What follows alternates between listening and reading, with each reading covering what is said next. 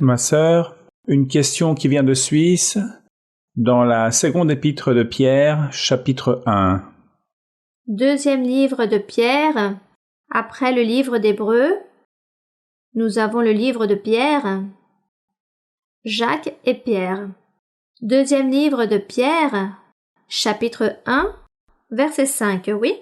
À cause de cela même, faites tous vos efforts pour joindre à votre foi la vertu, à la vertu la science, à la science la tempérance, à la tempérance la patience, à la patience la piété. La question du frère est, qu'est-ce que la tempérance ou la maîtrise de soi et sa relation avec la patience?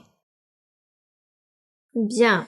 Donc, il est écrit dans le verset 5, « À cause de cela même, faites tous vos efforts ». Nous parlons ici que nous sommes participants. Nous allons lire à partir du verset 3. « Comme sa divine puissance nous a donné tout ce qui contribue à la vie et à la piété, l'évangile Jésus-Christ, au moyen de la connaissance de celui, donc par Jésus-Christ, qui nous a appelés par sa propre gloire et par sa vertu, lesquels nous assurent de sa part les plus grandes promesses, les plus précieuses promesses, afin que par elles vous deveniez participants de la nature divine en fuyant la corruption qui existe dans le monde par la convoitise. Dieu nous a fait participants de la nature divine, car lorsque le Saint-Esprit vient à notre vie, dans notre cœur, nous sentons la présence de Dieu dans notre cœur. Nous sommes donc participants de la nature divine, en fuyant la corruption qui existe dans le monde par la convoitise, c'est-à-dire nous nous éloignons du péché. Donc il est écrit, « À cause de cela même, faites tous vos efforts, soyez donc diligents et forcez-vous pour joindre à votre foi la vertu, et à la vertu la science. » Il dit donc qu'il faut ajouter aussi à votre foi la vertu. La foi, c'est la croyance en l'évangile, en Christ. Une vertu, c'est quoi? C'est une connaissance, une science. C'est connaître la doctrine du Seigneur. Et à cette science, la tempérance, que nous ayons la conviction. Une fois que nous avons la connaissance de Dieu, nous commençons à avoir cette conviction ou une sécurité, une sûreté en ce que nous croyons. Il dit donc la tempérance, et à la tempérance, la patience. Et ensuite vient la patience. Nous apprenons à être patients, à être tolérants.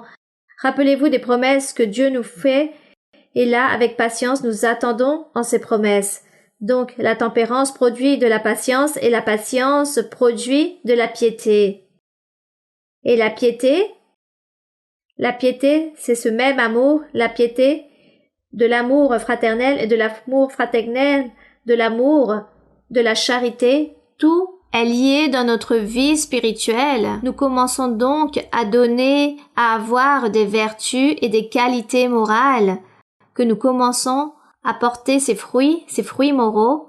Donc ici, il les énumère, mais tout cela, nous commençons à le donner au moment où nous croyons en le Seigneur, au moment où nous avons les dons spirituels, où nous avons le Saint-Esprit. Nous commençons à changer de vie, à nous éloigner, à nous détourner du péché, à avoir de la miséricorde, la foi, de l'allégresse, à espérer en Dieu, à avoir cette confiance en Dieu, à acquérir la connaissance, la science. Tout cela, nous les avons en le Seigneur.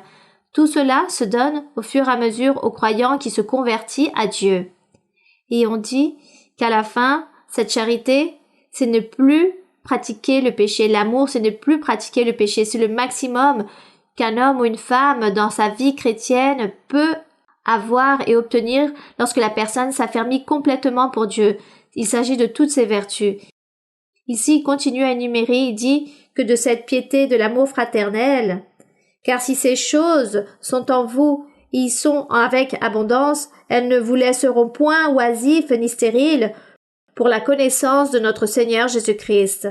Donc, il dit ici que toutes ces vertus, toutes ces qualités que Dieu nous donne par notre conversion à Dieu, par notre foi en le Seigneur, fait que nous soyons des personnes qui marchent de l'avant vers cette perfection et nous ne sommes plus oisifs, nous n'avons plus de mauvaises pensées, nous réalisons plus les choses incorrectes, Au contraire, nous sommes diligents, nous ne sommes plus paresseux, nous cherchons la perfection et chaque jour à progresser spirituellement, à nous améliorer spirituellement et de comment plaire à notre Dieu et aussi de quelle façon nous pouvons être au service de Dieu à travers les dons qu'il va nous donner à travers notre bonne façon de vivre. Bien.